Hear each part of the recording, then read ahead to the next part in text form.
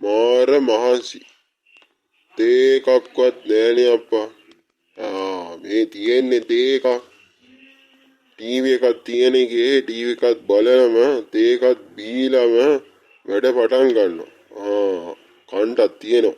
හොඳයි.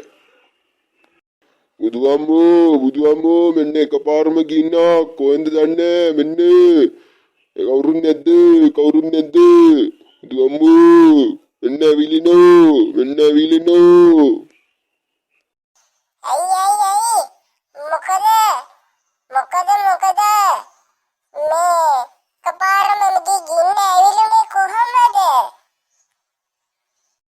දන්නේ මල්ලියේ කපාරම ටීවී එක බල ඉන්නකොටයි තේක බිබී ඉන්නකොටයි මේ කැම ටික කකා ඉන්නකොටයි එකපාරම ෂෝට් එකක් හරි මොකක් හරි වෙන්න ඇති. ඉතින් එකපාරම ඇවිලුණා මේ ගින්න. මන් දන්නෙත් නෑ මල්ලියේ මේවා ගැන වැඩි. දැන් මෙතන හිටියා කියලා වැඩක් නෑනේ අයියේ. මෙතනින් යන්න. තව ටිකක් මේ ගින්න අවිලෙන්ට කලින්. ඔව් නේද මල්ලි. අපි අයියා යන් ඉක්මනට මෙයා. මෙතනින් ඉක්මනට යා.